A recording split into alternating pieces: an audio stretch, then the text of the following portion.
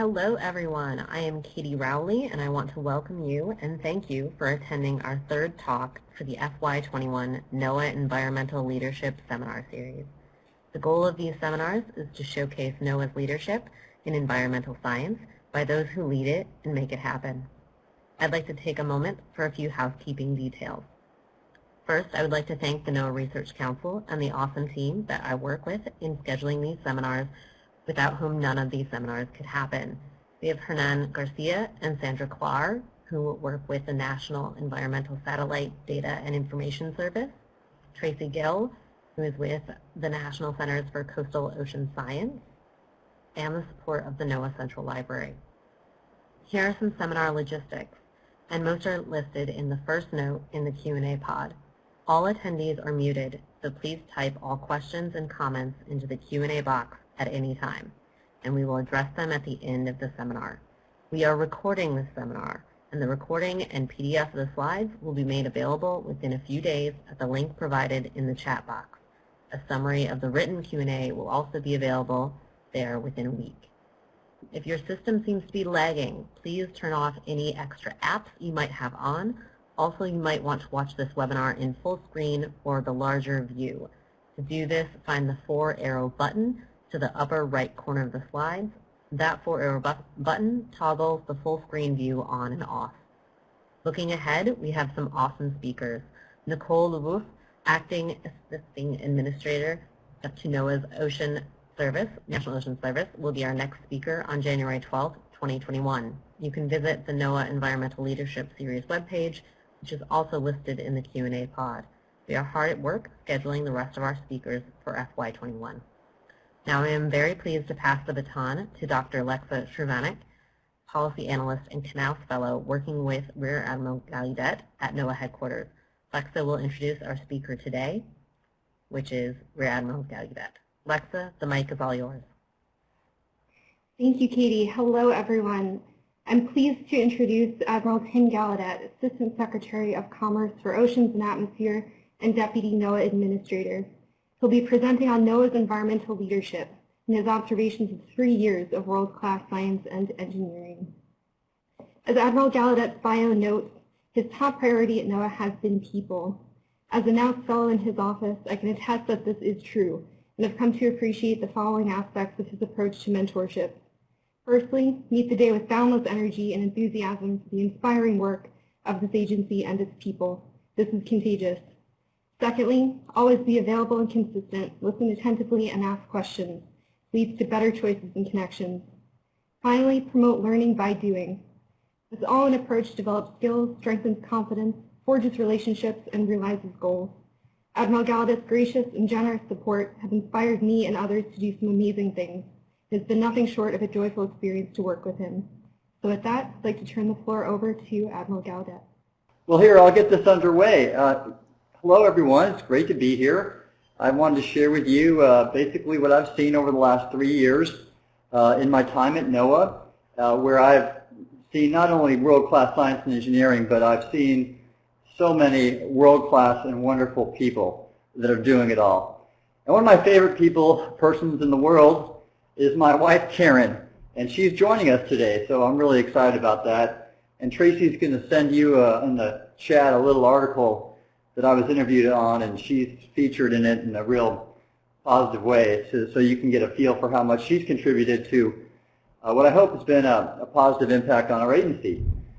So going into this, interestingly, 3 years to the day ago, I gave an all-hands call when I was the acting administrator, and I remember it fairly well. Luckily, the room was not empty like the scene you see here in the Silver Spring NOAA Auditorium, even though that's the case how it is today. So a lot is different compared to back then.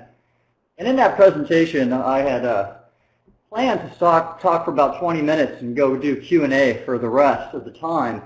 But this is a time when the department was pretty gun-shy about anybody speaking in public. And so they changed things at the last minute and said, no, you're going to speak for 50 minutes, and there's going to be no Q&A. And so I had to get pretty smart about NOAA and learn and say a few things about what we do.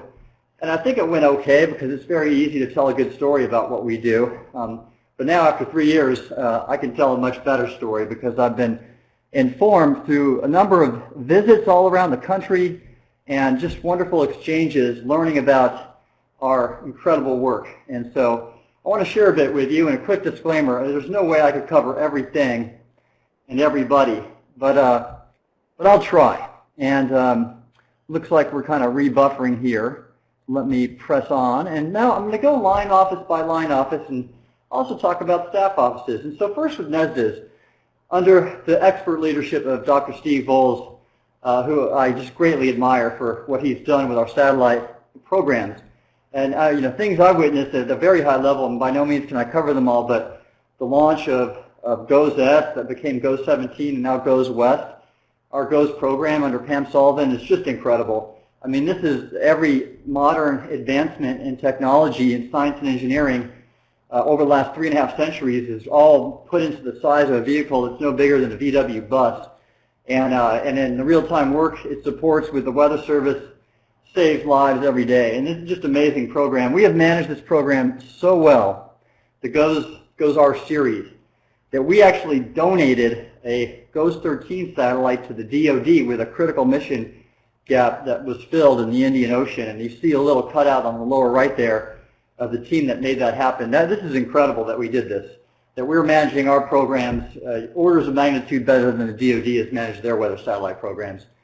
And so great people like Pam, like Greg Mann, who oversees our NOAA series polar orbiters. And I was able to see that launch firsthand at the Cape about a little less than 3 years ago, and that was just extraordinary.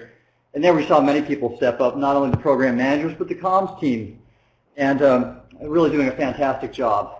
So this is also, we had a SARSAT program that is on our GOES satellites, and just last year alone, 421 people were saved due to search and rescue services that provides. And then we also, have 9 other satellite. We operate 9 satellites from the Suitland operations, satellite operations facility in Suitland. You see there, in front of it there on the lower right. And then 7 satellites we operate of partners, so NASA, the DoD, and incredible work. These satellite controllers are amazing. Some of them are just are engineers from military or operational experience, and several only have associate's degrees. And think about that. They're controlling billion-dollar systems. That's the kind of professional expertise we have in NESDIS and at the facility in Suitland and all the ground sites that we have around the country, like in Fairbanks.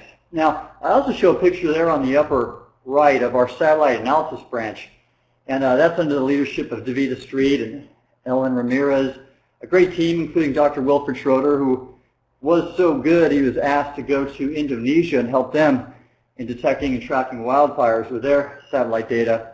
And really just amazing work they do. They're supporting, for example, detection of oil spills, using artificial intelligence techniques, as well as volcanic dust, which is just very hazardous to aviation operations.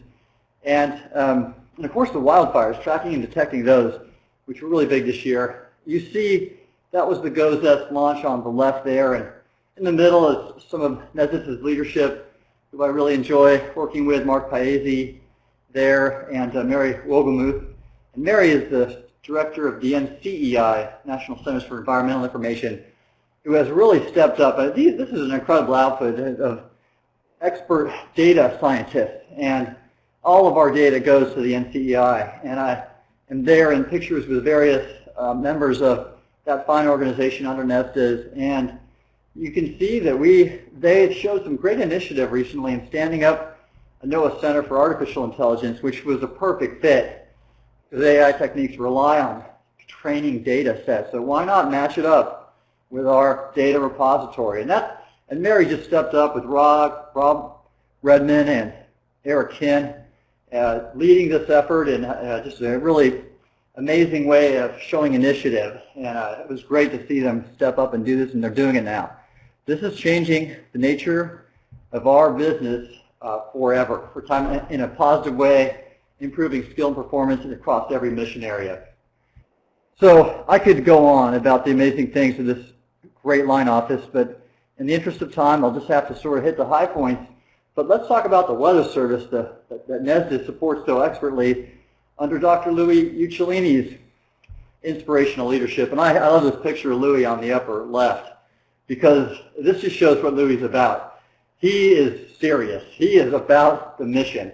And if you ever want an agency to have a mission-focused leader, it's the National Weather Service, because lives and property are on the line every day. And I include some highlights here of some of their terrific advances, getting this new operational model, the GFS-FP3, the other model advances like the Global Ensemble Forecast System. And then the Hurricane Center's performance, you see some clips there. Really astonishing work affecting evacuation, saving countless lives, thousands of people moving out because of their expertise. And of course, they're all supported by an incredible array of professionals. You look at our weather forecast offices, 122 around the country, every day, standing watch, 24/7, engaging with local communities, providing critical support for huge events, whether it could be the Super Bowl, balloon festivals, air shows, and just the day-to-day livelihoods of our American citizens. And so you see some of the visits I've had here, and I've enjoyed these visits immensely, having been an operational forecaster in the Navy at a time, and so I really identify with these fine people. I wish I had the time to recognize them all by name. They're doing incredible things. They're advancing the technologies and science that I have been promoting, like artificial intelligence, like Travis Wilson, for example, in Spokane, Washington. Dan McKinney flying UASs under John Gordon's leadership in Louisville, and just a wide range of other fantastic work. Really been a delight to see them and their commitment to the mission every day, holidays, weekends, you name it. And so we also have our NSEP centers and some other activities the Weather Service expertly performs. Here I have some photos on the bottom left and upper left from the National Water Center. And getting our national water model going basically over the 3 years I've been here from 0 to 60 in a real terrific way through their dedication, and really important because it's the water that mostly impacts and kills people in events. And so that's what they're there for. And they're committed and they're improving every day. And I've also been inspired. Just yesterday I was at an AI hackathon that our CIO office supported, and we had a water center project that I got to learn a little bit about. Now, in the upper middle, I have a picture of some interns, some Weather Service interns, and that's our future. And I'm really proud to see that our Weather Service really supports outreach engagement with our early career professionals through these intern programs. I should also mention that they continue that through just amazing training curricula at the NWS Training Center and at the Operational Proving Ground. So John Ogren and his team and Kim Runk at the OPG, really terrific leaders ensuring that Weather Service sharpens its swords every day, and they do it well. And then I have some other images here. Lower right, that's Dave Novak from the Weather Prediction Center. I wish I could put every NSEP center on this slide. They're such wonderful people, but they're all crushing it and supporting the weather offices in the field, as is the NOAA Data Buoy Center, pardon me, down there in the lower left. In terms of outreach, I wanted to show you an interesting example there on the upper right. That's Jennifer Starry and her meteorologist in charge, Todd Barron from the Huntsville office. And she's been a leader in outreach to the deaf community. And so there's really great stories about what she's done to help deaf and hard of hearing communities be weather alert. And we are at Gallaudet University, the premier university for the deaf and hard of hearing, and it was really a neat connection to make. And of course we're doing that all around. Some of the headlines I had on the previous slide, actually go back if you don't mind. NOAA is changing the way it talks about hurricanes. So this is the social science aspect of what the Weather Service has been working so well at. I think Jennifer Sprague is a big part of this. And it's like using words like the NHC did about unsurvivable storm surge. It's like using catchphrases like break the grip of the rip current, about turn around and don't drown, or see a flash, dash inside for lightning. Really smart people thinking about every possible way they can apply whatever science it is, here social science, to save lives and property. Now, let's talk a little bit about the Ocean Service. Being an oceanographer, I really like these people. That's Nicole LeBuff, the Assistant Administrator for the Ocean Service in the upper left there. And there's just so much good to say in so little time. But the left side, or actually both sides, talk about two main areas, the National Center for Coastal Ocean Science, and that's what Tracy's part of. And they just do such wonderful work. Two of their lab directors are depicted on the lower left there. That's Sherry Fields of Charleston over the Hollings Lab, and Suzanne Skelly of the Oxford Lab. In fact, Chris Halderai is the other lab director up in Kitsisna Bay, Alaska. So it's nice to see three women in leadership roles in these major labs under NCOS doing terrific science regarding, for example, pathogens and how they affect oysters and aquaculture in the Chesapeake, and a wide variety of other science activities like looking at genetics and the application of that science to coral reef restoration. And there you see in the middle, I'm on a coral reef site in Culebra, Puerto Rico, with a fisheries service employee, Sean Griffin, but part of that science at NCOS goes into doing that important work that supports coastal resilience and fisheries. And on the upper middle there, I'm with Jennifer Cause, who's of the Coral Reef Conservation Program, seeing firsthand how we replant corals when they're damaged from hurricanes, and that was also in Puerto Rico. And then upper right is Jeff Payne, his Office of Coastal Management folks, and some others. Mickey Schmidt is there too, and James Morris. James Morris is an expert, again, in data science, and has developed this ocean reports tool to help advance our aquaculture support. And that's a field that's just taken off, and James is the pro in developing these high-end analytical tools for ocean data. He received some glowing praise from the White House, and I look forward to him continuing that. Now, on the lower right is also some folks from the Office of Coastal Management. I'm pretty sure that's Kate Quigley on the left side of the photo, who authored a really terrific report on the ocean contributions to our marine economy.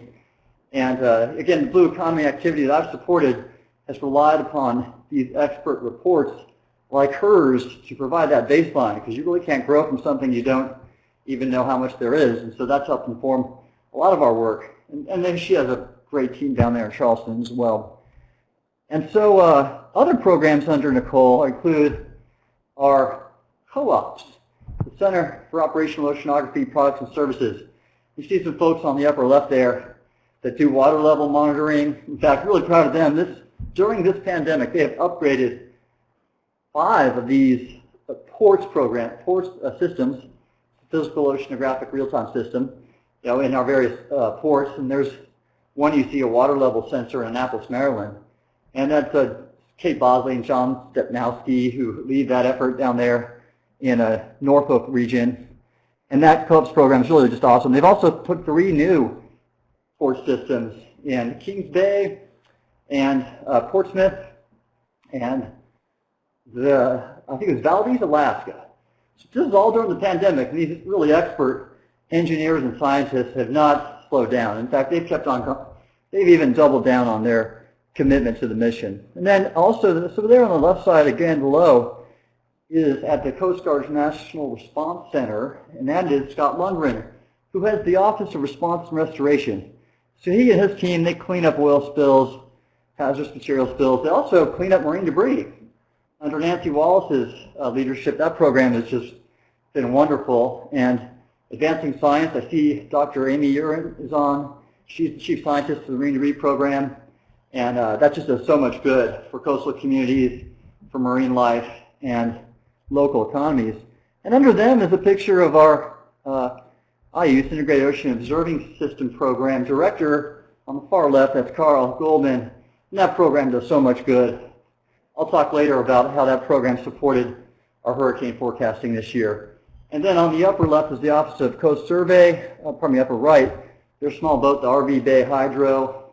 And you see they've been leaders in operationalizing uncrewed systems there. In that little inset, you see I'm with Mike Ennis He has helped lead the deployment of uncrewed surface vessels to do hydrographic surveying, which supports things like navigation, like fisheries habitat management, and all sorts of goodness. So, and then below that is a really cool, two pictures of a really cool office under NOS. It's the National Geodetic Survey. And they're advancing, through basically mathematical and technical wizardry, the National Spatial Reference System that everything depends on, including GPS, and it's pretty fascinating work, and it affects everything we do scientifically and operationally. Really, really important work there. They're at the Corbin site on the right, and that's a test and training facility in the left side of that right bottom two photos is Table Mountain in Colorado.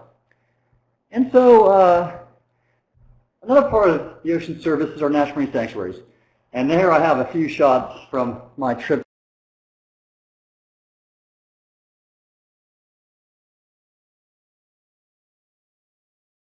around these. I've not been to all. There's 14 of them, and they're just wonderful places for conservation science, STEM, education and outreach. They hold these marine robotics competitions like the one in Thunder Bay or American Samoa or Gray's Reef. All have done this to get young people into marine robotics and STEM. Really great places for this. And just the wide range of conservation scientific activities such as kelp forest ecology in Channel Islands and Olympic Coast. You have really fascinating research regarding white sharks in the Farallones under Maria Brown. You have Monterey Bay National Marine Sanctuary also doing an incredible amount in studying marine mammals and a wide variety of habitat studies. And then, I had the newest sanctuaries in Mallows Bay on the Potomac River on the lower left there under Sammy Orlando. Now, one of the things I really like about the sanctuaries personally is the underwater cultural resource management, if you will. That's shipwrecks, and there you see in the middle, I'm in Thunder Bay with John Armour, the sanctuary director, and Stephanie Gandula, and really having a good time. In the lower part in the middle is myself with my wife Karen and Tanya Casserly, the Monitor Sanctuary, one of our premier expert technical divers, and we were diving a U-boat, U-boat 352 off Norfolk in the proposed expansion area of the Monitor Sanctuary. So hope to see that through at some point. And then Thunder Bay with Jeff Gray on the lower right and upper right, Stellag and Bank. And some of the amazing science coming out of there is under Dave Wiley, who has done basically 3D constructions of humpback whale feeding behavior. Totally extraordinary. And so I could go on. I can't for time, but a great program there. Now, the fisheries service, just look at this array of activities. Simply put, we are the gold standard in the world for sustainable fisheries management. And we're advancing things like aquaculture under Danielle Blacklock. Got to give great kudos to Chris Oliver there, upper right. He's the NIMS director. He's just done terrific things and led his people in a real servant leadership way. And I couldn't be more proud of the way we've done this. The West Coast Rockfish story is just incredible. I know Barry Tom's on, and Asia Zumilo has been a part of this and under her leadership. And there's just so much good to say. The science centers have been a part of it. And I only show a few of my visits to the fisheries science centers. I wish I could have included them all. Unfortunately, after I visited the Alaska Fisheries Science Center and the Northwest Fisheries Science Center and the Northeast Fisheries Science Center in 2018 or so, my iPhone had an unintentional encounter with saltwater at depth. And so I lost all my photos from there, those fun, fantastic places.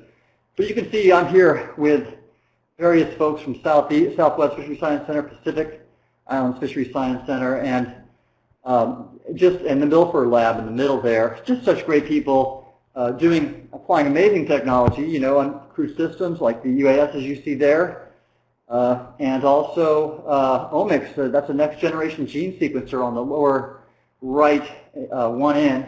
And then the bottom, Tom Oliver and Courtney Couch from Hawaii are showing me about machine learning applications to coral. So really terrific things here. Such good people doing terrific work. And so we also have other things going on in fisheries, and there's so many, I could spend all day talking about fisheries. But on the right side are pictures from some of the law enforcement folks who are really reaching out and looking at using ROVs and UAVs, like you see depicted in the middle there on the left, and working to use forensic technologies too, to keep fishing, sustainable fishing, by good, honest American fishermen, economically viable.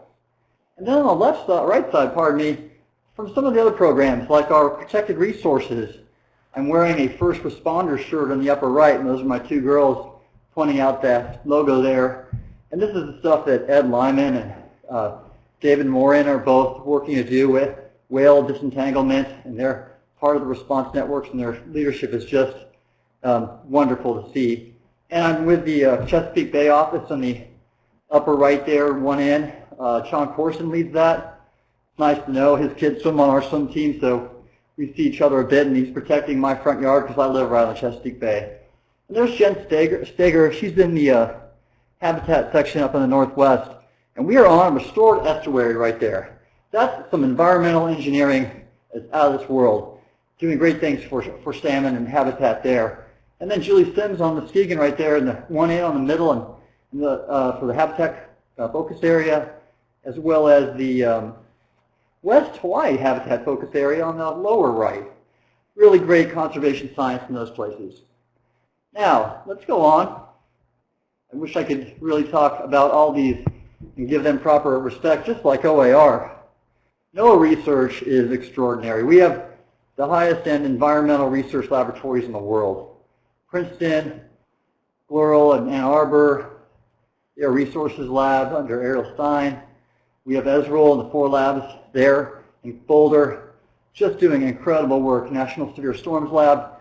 And I only include here just a sampling of recent headlines about what we're doing, whether it be Steve Monska's work in identifying CFC-11 emissions from China that we were able to hold them accountable to, violating Montreal Protocol, pardon me.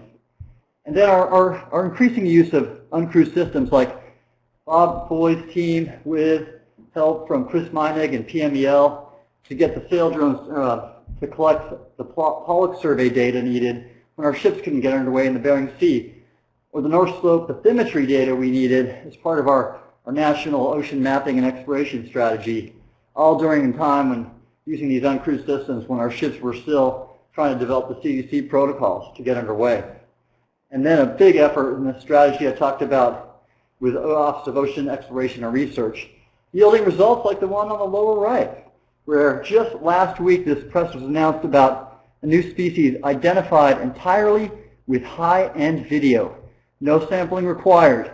And that's the state of technology that's advancing under that terrific program. And then the upper right is a picture of the high-resolution rapid refresh model upgrade. I think it's version 4.0 now. I can't keep track. And folks like Stan Benjamin are leading those terrific advances. And I see several people on the line too. Bob Ziak, I should probably give him credit at PMEL, the first acoustic measurements in the Marianas Trench. I'm still waiting to see the data, Bob. That's just so exciting to me. And let's see here.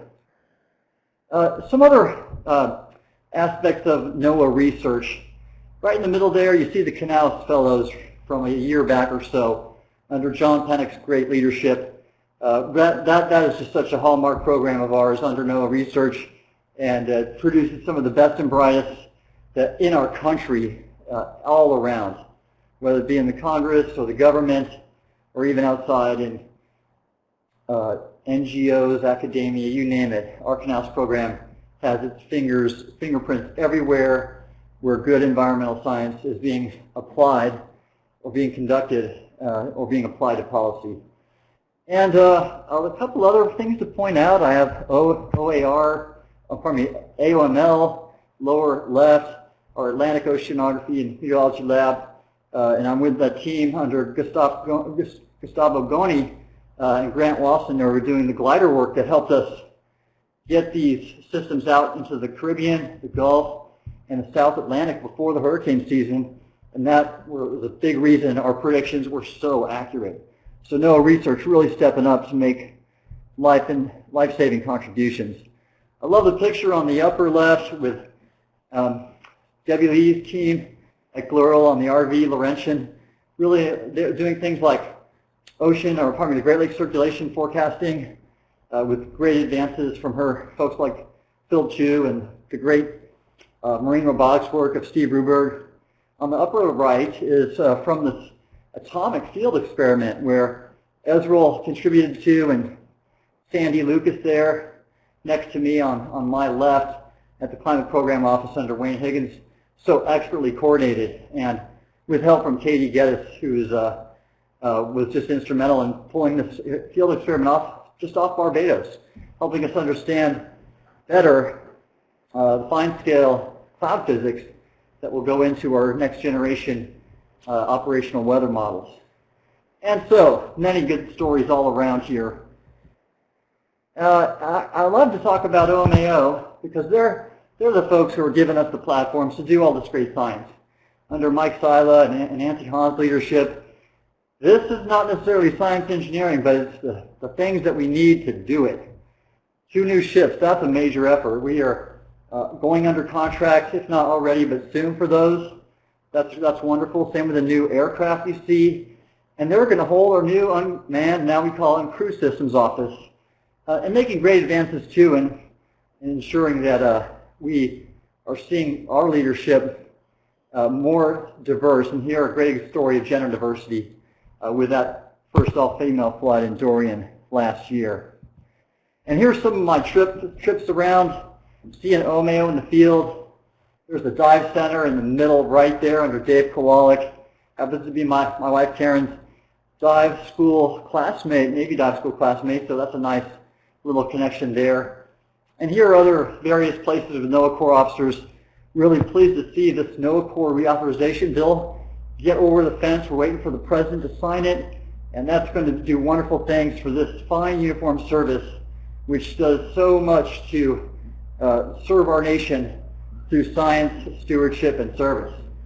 And I love the story of the far right column. That was my 3-ship day at NOAA, visiting the Ron Brown, the Nancy Foster, and the Hassler all in Charleston during a Marine Tech Society meeting. Doesn't get better than that. 3 ships in one day. 3 NOAA ships. And so all of these have been supported by some new teams I put together to advance these 6 science and technology focused areas. And you see the artificial intelligence team there on the right. And there's just been so many wonderful contributions from across the field. But I'll highlight some leadership that really made all these happen. And that is institutionalized our advancement of this work. On the lower right is Bill Michaels from NOAA Fisheries S&T. And next to, in the middle there is Dr. Jimmy Sims. Both led our AI Executive Committee in the completion of this AI strategy and plan that is institutionalizing the advancement of AI across the entire agency. And it's just great to see. I had a terrific exchange today with some of the fisheries folks doing this. And I don't know why I happened to get 2 pictures of us in gala attire for the AI folks. It just happens to be one of those weird coincidences. But the other person I'll highlight is Charlie Alexander. And he is next to us in the middle there. And he's led our uncrewed systems work. And that's just really taken off. And excited to see us make that an operational center under OMAO and really institutionalize, again, the application of this, which has been occurring across the agency, but now with firm commitment from leadership. And then there's Kelly Goodwin in the picture on the left, and Greg Dusek. Kelly's with AOML, and Greg is with co-ops under NOS. And she's led our omics strategy and plan, and Greg has been involved with AI. Just wonderful people who see the value of working better together across the agency. Now, what has supported all this great work? Well, we have a number of staff offices and support offices at headquarters. And I know a lot of you folks in the field may not know much about these people, but I think it's worth talking about because, you know, you all have support staff in your offices. And this is a highlight and a tribute to them, because they make things happen. And without that, our science and engineering work could not be applied to do all the good it does. So here's Ben Friedman. He's the Deputy Undersecretary for Operations. He's a senior career employee in NOAA. And if you might remember, 3 years ago, he had been the acting administrator for about 10 months before I came in. And he may be the acting administrator for a time to come until the new NOAA leadership is appointed and confirmed by the Senate. So if someone has to be in charge of NOAA during a transition time, there is nobody better than Ben Friedman, his very small team, and support from the Homeland Security Program Office under Captain Ann Lynch. And I put the hurricane season summary here because this year has been, extraordinary from a hurricane standpoint, from a wildfire standpoint, from the pandemic standpoint, and through all of its steady leadership from Ben Friedman and those senior career folks have provided the continuity to keep us keeping on. And I couldn't say more good things about him and those like him. There are a number of other offices I'd quickly like to highlight. So our financial folks, here's Mark Seiler, the headquarters CFO. His work does great things with respect to building our budget and getting it approved through the White House, and that leads and points to appropriations from the Congress. On the lower left, he's got a team under the chief economist that is also studying our contributions to the economy, which are really helpful, again, in developing budget justification and defending that. And so his team also includes a small office under a new employee named Nuthan Diodar, and she and her team have been responsible for these evacuation orders for our employees to ensure they can still work and get paid evacuating either because of COVID, because of wildfires, and because of hurricanes. So headquarters support really helping out our people in need, and I couldn't be more proud of Mark and his team. We also have our acquisition and grants office. So this is Jeff Thomas, probably something most people online may not know about, but you see here 3 examples of really good work in different areas. Marine debris grants, over $100 million over the last 3 years, doing that important mission. The space weather follow-on mission is being enabled again by this office. And then a really neat example on the right is a new other transactional authority agreement with Google. And it's a very novel, agile mechanism that this young grants officer here, her name is Marianne, she helped make this happen. And during the pandemic, really just sheer commitment and positivity. I was just really pleased to be able to see this. So there's examples like this. There's examples like this. Our CIO, Officer Zach Goldstein.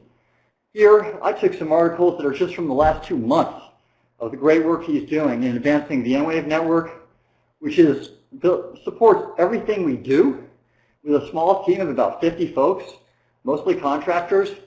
And it's been in place for 10 years, and we've already got plans for 10 more years to come. And so Zach and his team are really carrying it for us, as is his cybersecurity officer, Chai Kang, in the article you see on the lower left. We have Deirdre Jones, our Chief Administrative Officer. Her team does quite a bit, records management. You see the positions and offices listed under her. I love this picture of her because she is basically, a can-do with a smile on her face. And that's how she is every day, committed to the mission.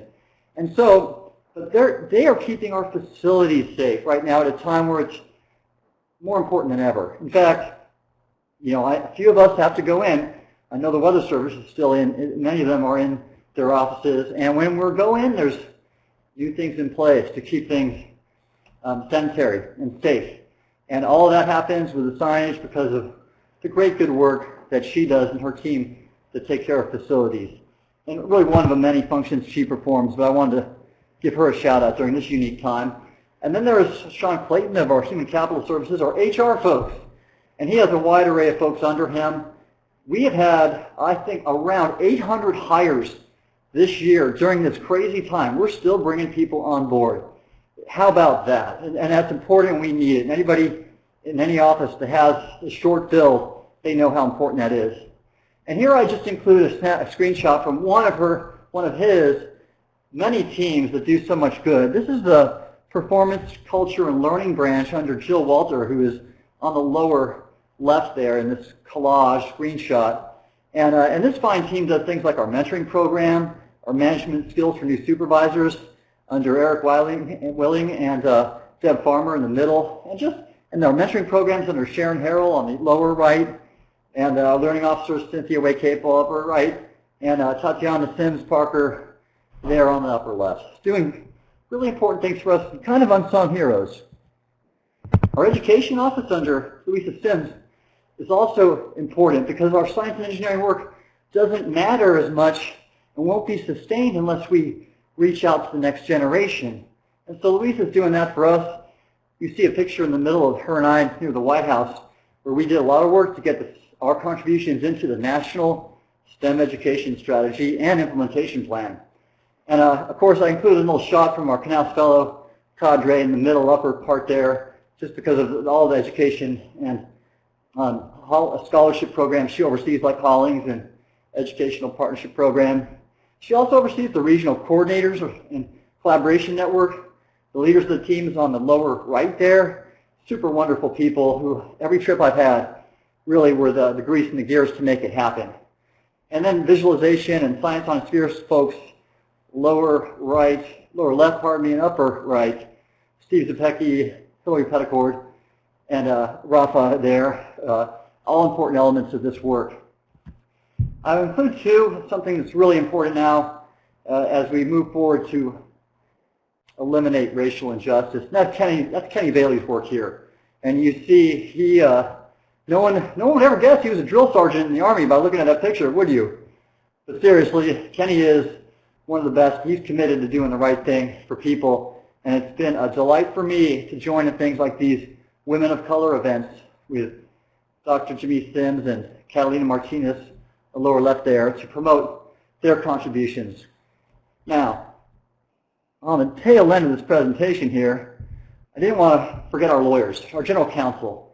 And here I just include a kind of scatter shot of things that are important that would not happen without John Luce, our chief general counsel, and his amazing team.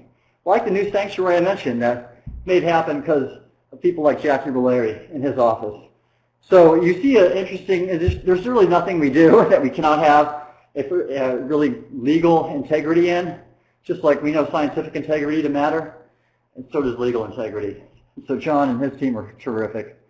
I see Barry Tom on, I think he knows this well. Anything we do in fisheries too requires GC review, and so they make our fisheries really happen.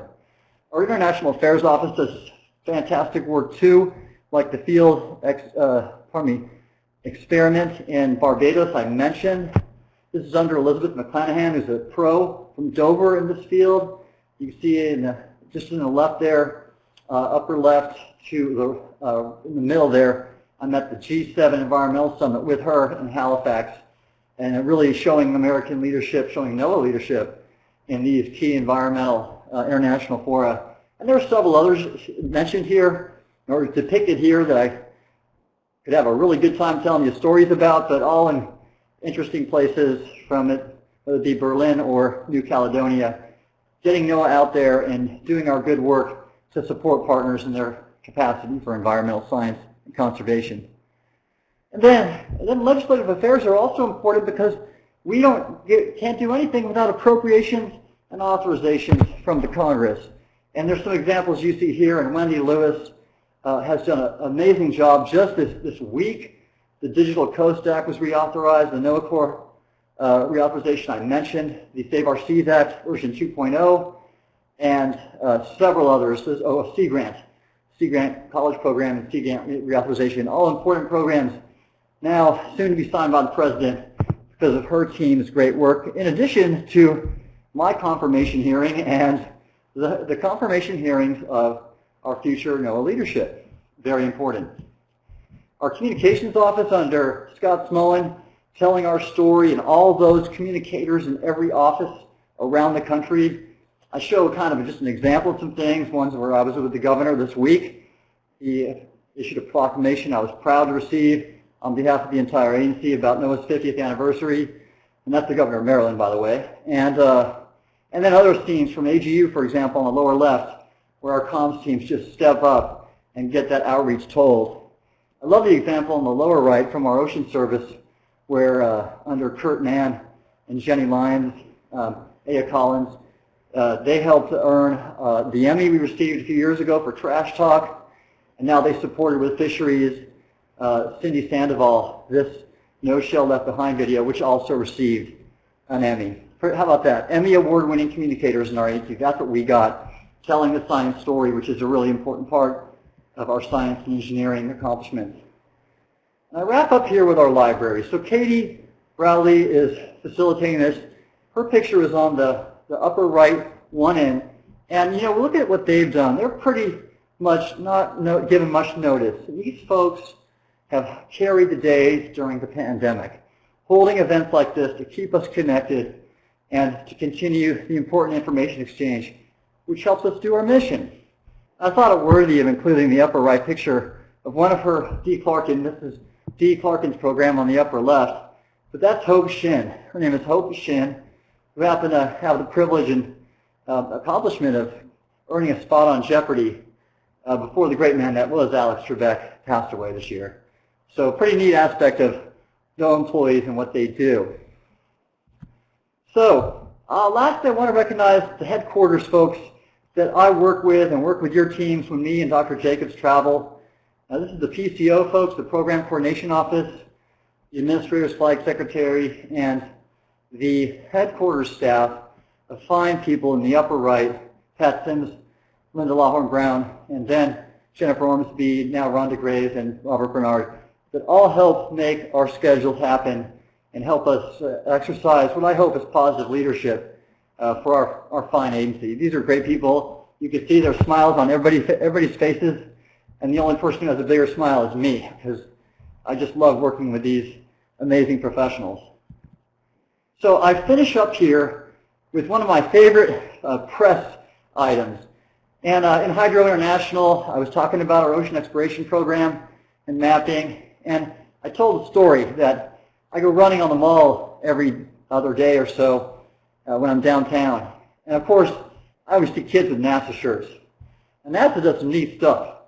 But really, when you think about NOAA, what we do under the ocean, in space, to the sun, and everywhere in between, we affect every American life every day in a positive way. And that is a wonderful part to be a part of, and that's why I want to see kids with NOAA shirts going forward. That's all I have. I wrap up here with a wonderful photo from my last trip before the pandemic to the NOAA Research Center with Michael Secchi's great team in fisheries, and I am happy to take any questions for the time allowed. Thank you.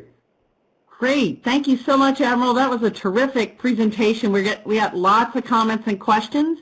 And before we start, I'm going to throw the polls up there.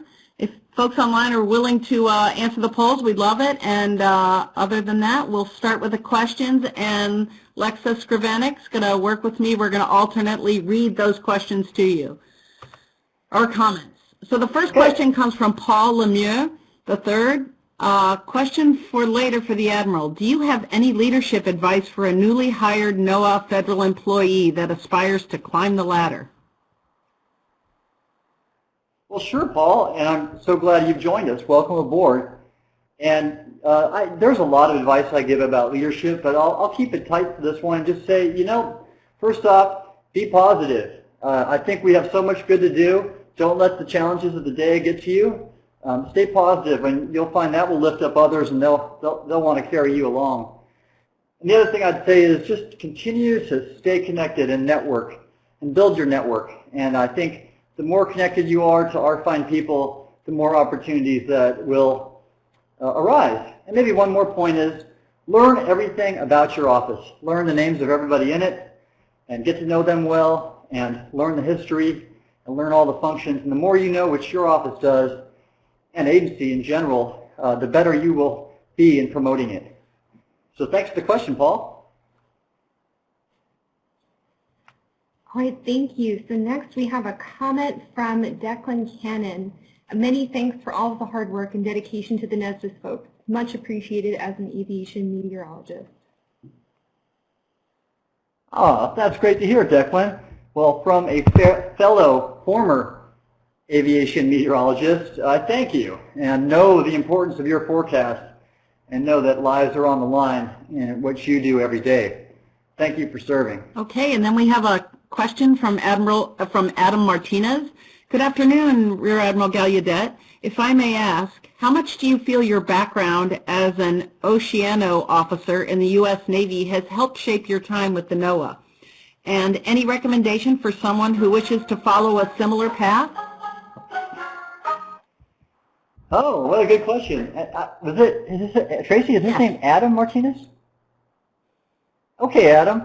Well, actually, I'd say it helped prepare me very well because so many of the things I oversee now I did in the Navy, which is like hydrography and weather forecasting, meteorology, oceanography, and even some fisheries policy at the higher levels in the Pentagon. So as a Navy oceanography officer, if you are one, you are well suited, or if you have been. And in fact, I'll just point to you some examples of really inspiring leaders who have a background like mine. Mike Angove runs our tsunami program in the Weather Service. A.J. Rice is now directing the Ocean Prediction Center. He and I work very closely, and there's nobody better in that job than A.J. And there are other people here. I could probably go down a list of about 50, but I'll just leave it there because they're also two really good friends of mine. Thanks.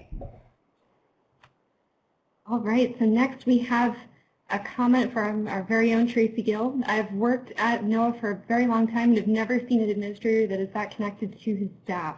Kelly O'Donnell agreed. Oh, thank you, Tracy. Well, it's easy to do what you love. It's easy to do something you love, and certainly when you love the people that are doing it. All right, and Leslie Clift says, we hope to get you underwater one day soon at Flower Garden Banks National Marine Sanctuary. Oh, Leslie, you bet, and it's going to happen no matter where I am and what job I have, because we have been working really hard to get your expansion completed. And we think it's going to happen before mid-January, and I'm working with John Armour today on this, actually. So love to do it and join your teammates like Emma Hickerson and GP Schmal and Michelle Johnston. For my first visit about 3 years ago, where I regretfully was not able to get on scuba with you, now I'm nitrox balled and I'm ready to go deep. Can't wait, Leslie. Thank you. All right, we have another comment from Alexandria Brown. What an outstanding presentation to give us all more insight into NOAA's team members who carry us through our missions from start to finish. Oh, how positive and kind of you, Alexandra. Thank you. Okay. And then Julia Royster asks, what are your tips for time management and setting priorities for your time? Do you manage your priorities and time by the hour, day, or week to make sure you are effective and productive in your pursuits? That's a great question. Could you repeat the name? Julia Royster. Okay, Julia. That's a really important question, too, for anyone at any level. And of course, it's about setting priorities. Of course, and the answer is yes. I manage my time to the minute, to the day, to the week, and beyond. And everybody should to some degree. But ultimately, it's about priorities. I think when people ask me that, you have to early in your time in an agency define your personal priorities and the agency's priorities, and make the best of meeting them together. And so I know, I think I mentioned my wife's on the line, so of course time for family is really important to me. And then so you have that. I think it's important to take time for your own personal well-being, whether it be exercise or just practicing mindfulness, and then of course thinking about how to get your job done efficiently and effectively. And I think there's a really important element of this, and that is take time to think about how to be the most efficient in your job. And there's a lot of times where you may spend too many hours on something that's not that important for whatever reason. And I think sometimes you'll have to step back and go, okay, today is one of those days where I got to do what matters, and I have to ignore what doesn't matter. And then you have to sit there and think what matters. And so that just all involves a lot of thinking, and a lot of coordination with your peers and your supervisors and your subordinates. And when you have those open, honest communications frequently, those answers sort themselves out. Thanks for the question. Next, we have another comment from Tim Donovan. Thank you for taking the time to recognize the hard work of the NOAA staff in all offices, a bright light during these not-so-bright days. Oh, Tim, that's really kind of you. Well, back at you, brother. I'm gonna pay a little attention here. Tim Donovan's one of those Office of Law Enforcement folks I talked about in fisheries, and he's in charge of a team that does really important work. I showed pictures of some of them that I went on some patrols with, if you will. And of all the people in NOAA, there's only a few that do work that involves physical risks. It might be some of our co-ops, people who maintain sensors on bridges. It could be, and the scuba divers for them as well. It could be some of our deep fisheries research scientists like Jason Leonard, who was in one of those pictures, who set the deep diving record for NOAA with some other teammates like Randy Kosaki, down to 340 feet. Amazing right there. Hurricane hunters, I would say, are in that category. And then there are our Office of Law Enforcement folks like Tim and his team. These people, I had an enlightening conversation on one of these kind of pseudo patrols where I learned from John Ford, one of our officers. He said, you know, my job is to make sure I come back and my partner comes home to his family. So these are law enforcement folks, and they sometimes are boarding boats where people don't want to be boarded, and you have to respect them for that. Thank you, Tim. Okay, and then we have a comment from Hernan Garcia, the one who started this NOAA Environmental Leadership Series. Thanks, Hernan. What a great tribute to NOAA's work. Thank you so much, Admiral, for your leadership.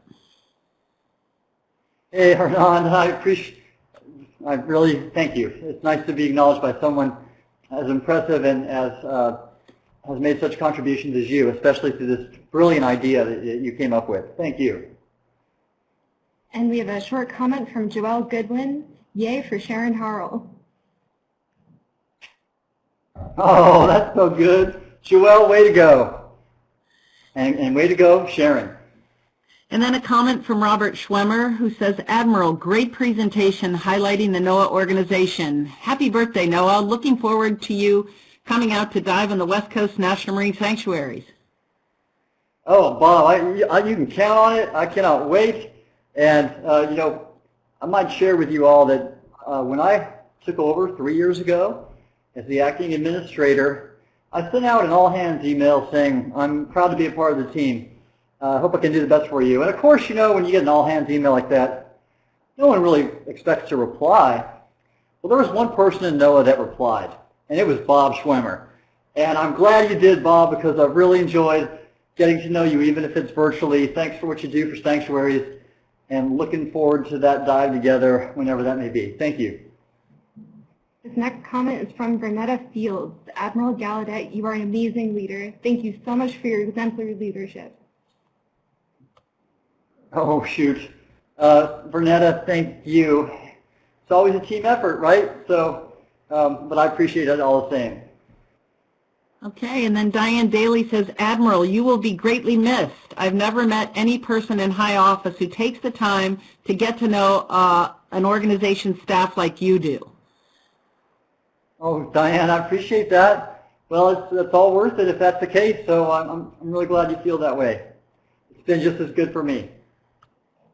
This next comment is from Aaron Sweeney. This is better than watching fireworks. Way to personalize NOAA and celebrate people. Thanks, Tim. Oh, well, Aaron, that's really good. Everybody knows, I think, or maybe they don't, but Aaron's one of my Scripps classmates, and you know, and that's really one of those heroes from the NCEI that I mentioned. So, Aaron, thank you. And I think you're working with Ceres also in the Cooperative Institute. So, a great example there of our Cooperative Institute relationship. Glad to know I'm on the par with fireworks. Thank you. And then Vernetta Fields made the comment, go Larry Hogan, Governor of Maryland, recognizing NOAA.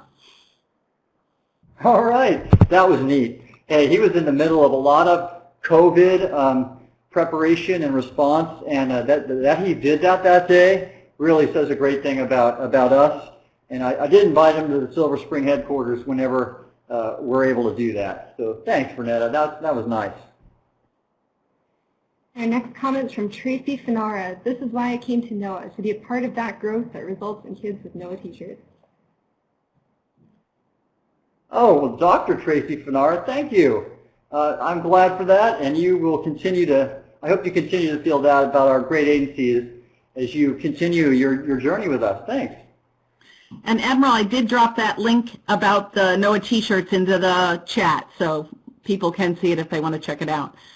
Thanks, Tracy. Sure. Rhonda Graves says, the Admiral has done a great job with this presentation. Thanks.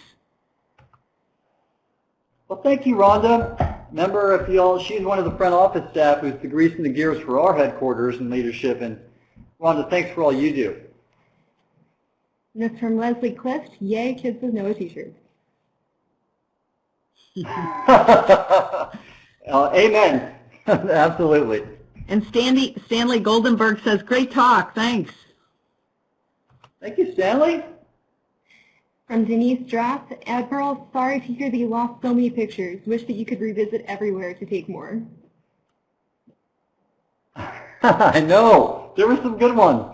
Well, thank you for that. And I hope to, no matter who I am with next, because I definitely will enjoy continuing to see all the good that we do. And here's a comment from Sandra Clark, one of the organizing powerhouses of the NOAA Environmental Leadership Team. She helps it, makes it all come out, and it gets everybody lined up. She says, Admiral, there is no doubt you lead through positive support. Thank you for your leadership and being a fantastic role model.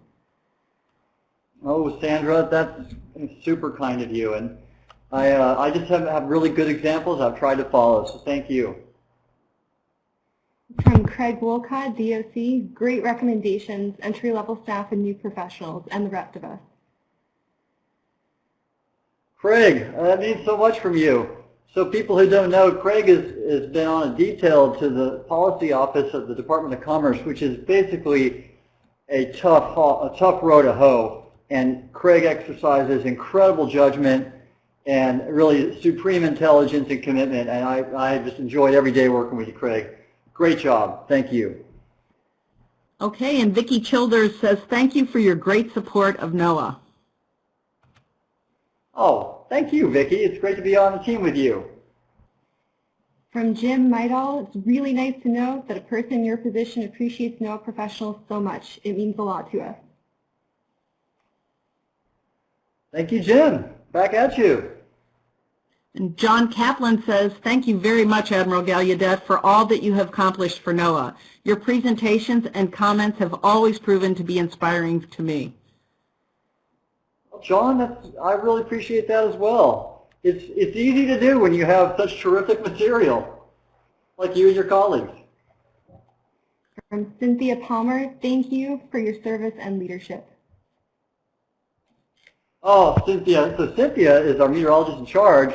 Thank you, Cynthia, at the Weather Forecast Office in Monterey, California, having to deal with all these wildfires and other things like heavy surf.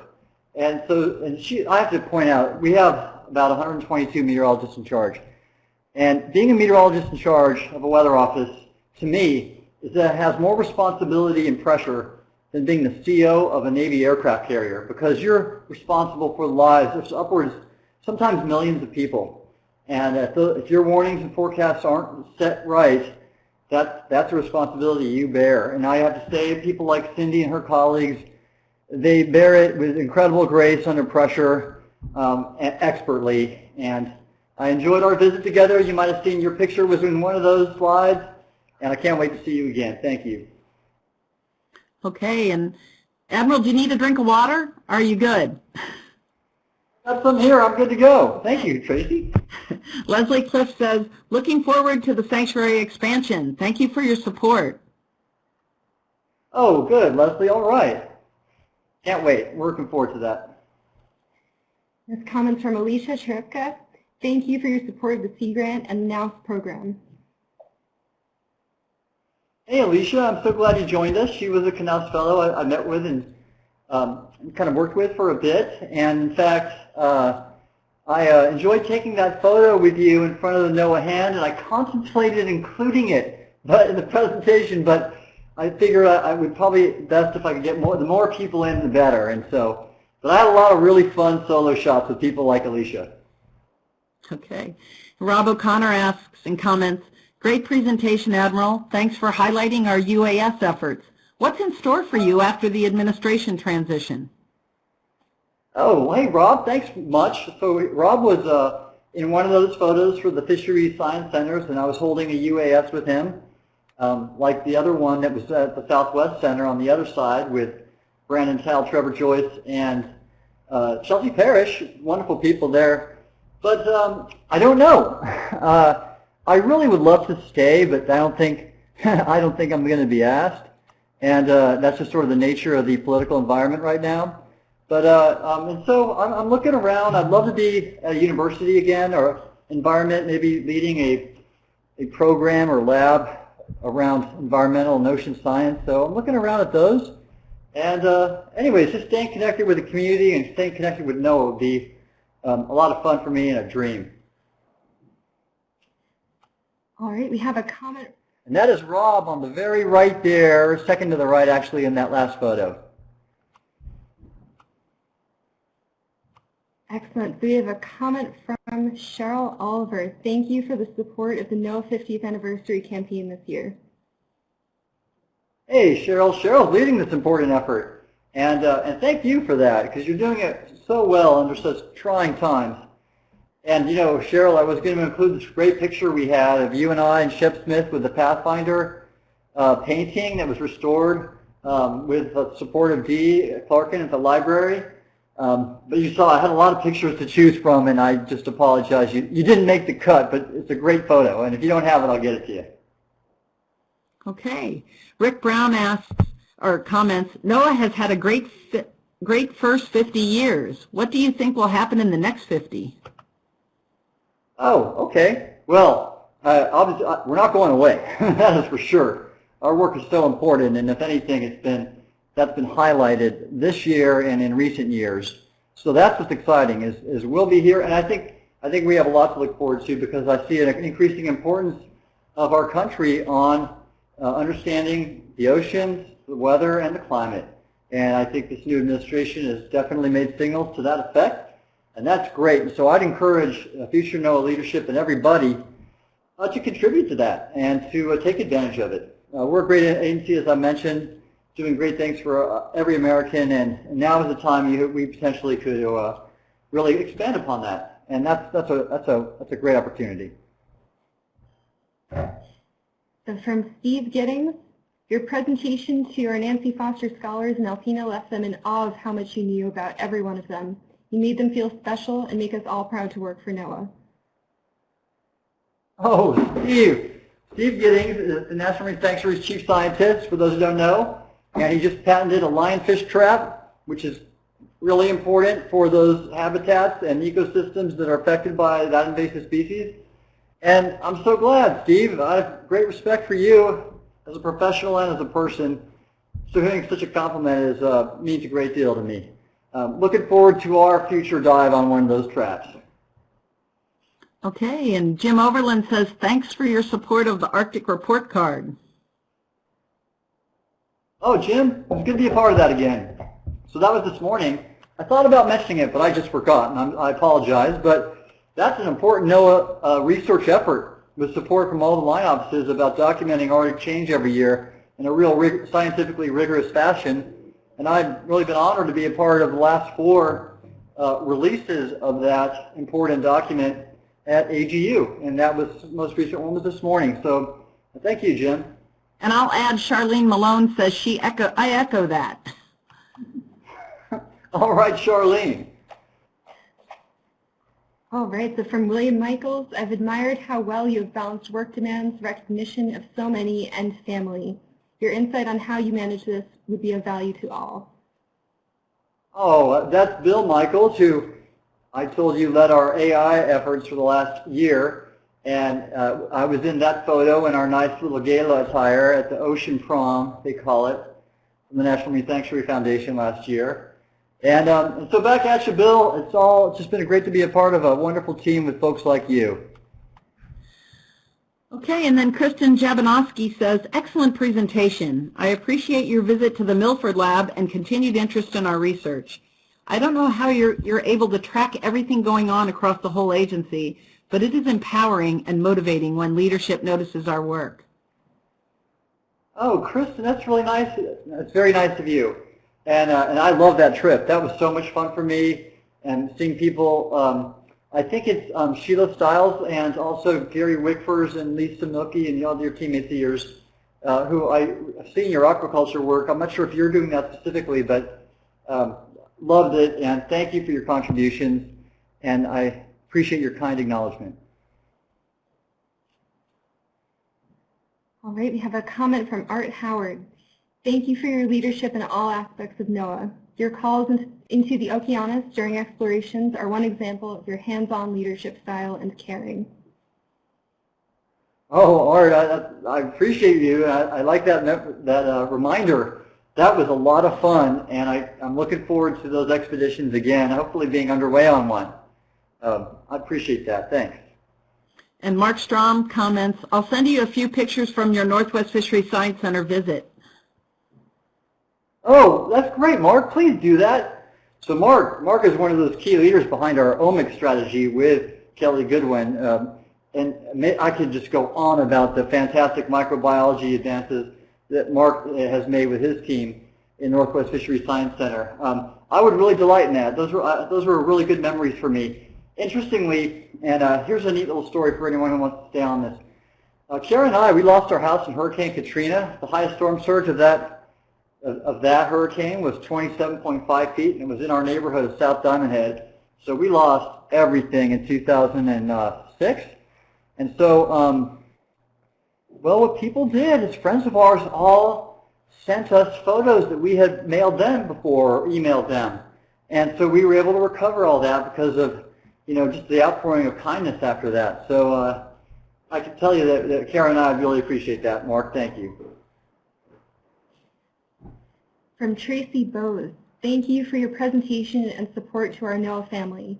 It was a delight to watch and listen. You will be missed.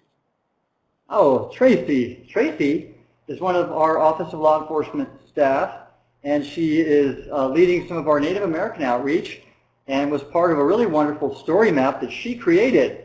And that was beautiful to behold. And if anybody's interested, she would, I'm sure, be delighted to send that to you all. Thank you, Tracy. I think that map just came out today in an email, and it was wonderful. That's right. That's good timing. Yeah. And then George Jungbluth says, Rear Admiral Gallaudet, thank you for your leadership and mentorship to me along the way. My daughter still remembers meeting you at Kids Day a few years ago, and she still plans on being NOAA administrator someday. Oh, what a great, George, thank you. And I remember that too, and I believe your daughter's name is Maya, and George is a great, fantastic professional who, working as the Weather Service Chief of Staff, moved up to a similar leadership position in NIST, and that's where he is now, and I'm really glad he took some time out to join us. George, thank you.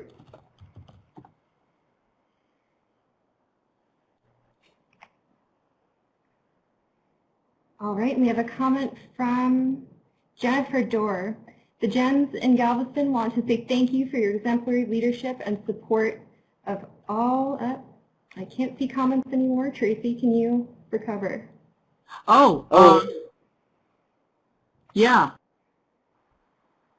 What can't you, who can't Hey, it's you okay, see? it's okay. I think I know where Jennifer's going. So she's talking about Jennifer herself and Jen Leo in our Galveston lab, and I remember giving them gold medals, I believe, for work you did in response to Hurricane Harvey. Heroic work, by the way, in rescuing people. And so thank you, Jen, and I do look forward to visiting you again at some point. Okay, and John Martin says, and I agree with him, in my nearly 31 years, I've never necessarily felt saddened at the prospect of NOAA leadership being changed as a result of new administration coming in, until now. Oh, shoot. John and Tracy, Thank you. That means much to me, a great deal. I appreciate that. And I'm sorry, I forgot to add John Martins from National Weather Service in Bismarck, Oh, North that's Dakota. helpful. Thank you, John. Thank you for your service. All right, and I am back, and we have a comment from Winston Kelly. Admiral, thank you for your personal touch, leadership, and advocacy on behalf of the agency and our staff. Hey, Winston, I appreciate that as well. So Winston's a presidential management fellow, and so when he says something, it means a great deal. And he's working in our chief financial officer office. And so Winston, it was great to have you shadow me last week, even if it was virtual. And I wish you all the best, and I look forward to some follow-up. Take care. Okay, and then Julie Steinberg says, thank you for your leadership, Rear Admiral Gallaudet. You were the first NOAA leader I worked under, and it will be a tough act to follow. Your care and interest in the people of NOAA is greatly appreciated. Julie, thank you as well. I'm really glad I made a positive impact, and if it was just for one person, it was worth it. All right, we have a question from Benjamin Richards. Aloha, Admiral Gallaudet. Thank you for all of your hard work to advance AI to codify the various NOAA advanced technology strategies. What are your recommendations to maintain the momentum throughout the upcoming transition? Aloha, Ben. And for those of you who see the last slide, Ben is to my right, and it was also part of that AI team in the picture I showed you previously. And it's been just wonderful to work with you, Ben. There you go. Okay, you got the pointer down there, Tracy. So, good question. In fact, I've had some discussions like this, and I think what will be important is to, and I'm going to help you, by the way, because chances are I will know the people who come in to assume the NOAA leadership positions of administrator and deputy.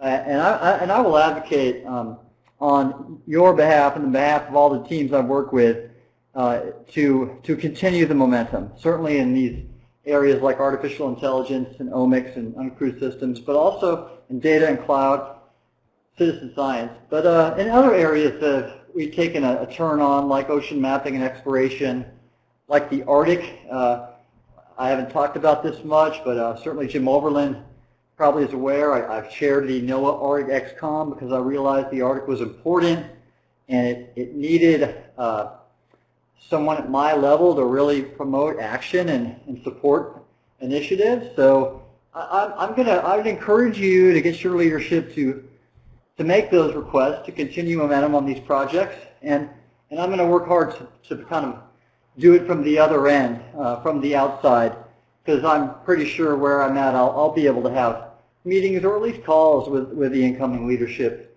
to share with them thoughts about how to succeed going forward. Mahalo, Ben. And then Stephen Hammond says, thank you for your leadership and especially for your enthusiasm for ocean exploration. Oh, absolutely, Steve. I love your program. It's so neat, and like you can see my enthusiasm for that and sanctuaries and many other of our efforts is sort of unbridled only because you've earned it. It's just, there's so much good there. Thank you. From Benjamin Richards, again, I'd like to second or tenth everything that has been said about your attention to detail and supportive staff at all levels. It has been an unprecedented inspiration. We hope you stay, but wish you well. Thank you, Ben. I'll appreciate that. I'll be connected for sure. And then Corby Dickerson says, did you realize how complex and scientifically diverse NOAA is before you became the assistant administrator? Is there a specific sector of NOAA which surprised you with what you learned during your time in service at NOAA? Was that Tracy? Was her name Stacy? I'm sorry, it was Corby Dickerson. Corby, I'm sorry. Well, it's kind of yes and no. I had a good understanding of some things because I had worked with NOAA closely in the Navy, but you're right. There were some things I had no idea about, and I mean, and there were a lot of them. But that's why I've enjoyed my time so much. Is the amount of learning that I was able to engage upon was made every day just incredibly exciting. And these things like the microbiology and genetics and genomics and eDNA, how incredibly cool was that? I'm a physical oceanographer, and that whole world was new to me, and I have loved advancing it or promoting it. And that's just one. Then you have things like our Office of Law Enforcement, who I talked about earlier with Tim Donovan and Tracy Gill, had no awareness of that aspect, but how important and how dedicated those people are. So really the answer is yes all across the board, and that's probably what's made this such a fun experience for me. All right, from Carol Stepping Callahan, thanks Tim for your support in growing and launching Omics and eDNA. You're very inspiring to work with. Your personal rapport also significantly improves diversity and inclusion. You make us all feel included. Cheers, Carol. Hey, Carol, thanks for joining us, and you're absolutely right, and thanks for your contributions. You are the one who's done so much of the pioneering work for us, and I've just only been happy to be a champion for you. Very gladly. Thank you. And Laura Kong says, thank you for supporting our continued engagement with international partners and the UN Decade of Ocean Science and Sustainable Development.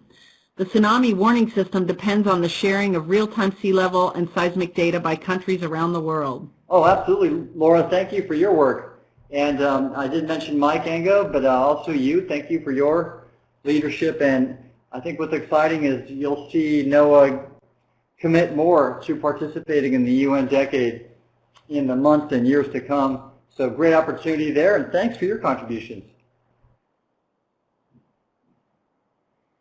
From Claudia Womble, it's amazing how you remember all of the names in their respective jobs. So impressive as a leader. Hey, Claudia. Well, thank you. I just received my coin and my patch for LDCP from you and been meaning to thank you, so I'm glad I can do it right now in front of all these people. And I'm very excited to address you, I think tomorrow, but either way, I appreciate your very kind recognition, and and look forward to following up with you.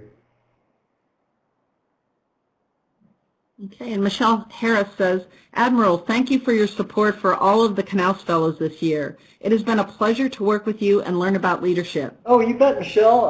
It's been wonderful to connect with you, and our Knaus Fellows, I mentioned, they go to high places. And so I really wish you all the best, and thanks. All right, I echo Michelle's comment and read a new one from Kelly O'Donnell. I have to echo what so many others have said. Your personal interactions, even through Facebook, are so meaningful and something I've never experienced. I hope the example you set continues with future leadership as well. Hey, Kelly. Yeah, so we're Facebook friends, and I enjoy that, and I love to learn about all the great work you do. I think you're with AOC, if I'm right. Forgive me if I misspoke there, but I appreciate that, and I'm glad to know that to have that positive effect in relationship. Thanks. And this is our last comment, I think, from Maria Honeycutt. As much as all of us at NOAA obviously respect and admire you, Admiral Gallaudet, I've seen firsthand how many folks in other agencies and in the highest levels of our government similarly appreciate you and your leadership for NOAA. You've been a phenomenal leader, and I appreciate having been in your orbit. Can't wait to see what's next for you. Oh, gosh. Well, Maria knows what she's saying. She is working in the White House Office of Science and Technology Policy on resilience S&T. And thank you, Maria. I've really enjoyed getting to know you, and I am looking forward to our next in-person interaction, and hopefully from whatever perch I'm on, helping you in this position you're at, which is so important for our country. And so, Maria, thank you. We do have an additional comment from Olayde Ajalor. Thank you, Admiral. USCG Sector New Orleans was very impressed by you the last time you visited. All the best with your future plans. Thank you, Lola. Oh, Lola, that's so good to hear from you. Now, there's another picture. I have a great picture of her and her district commander and I in front of their building. And again, there were just so many to pick from, but that was a memorable day, and I'd love to see you advancing an important partnership, which has been a great priority for me with my frequent interactions with Admiral Schultz and Admiral Ray, the Coast Guard leadership. So Lola, thanks for being out there out in front for us and representing us in such fine fashion. Oh, okay. I think that's about all the questions, and I'm going to turn it over to Katie. Thank you, Tracy, and thank you, Admiral Gallaudet, for a terrific talk. And thanks, everyone, for joining us today and sticking around, and for all of the amazing questions and comments. Our next seminar for the NOAA Environmental Leadership Series will be on Tuesday, January 12th at 2 p.m., featuring Nicole LeBoeuf, Acting Assistant Administrator for NOAA's National Ocean Service. Finally, Admiral, do you have any last words you'd like to share? Sure, Katie. Thanks for the opportunity. Even though it looks like I probably said it all, let me just reinforce the fact that this has been the best 3 years of my 35 in federal service, and it's because I've been able to work with the most wonderful people I've ever met and doing the most important work I've ever seen.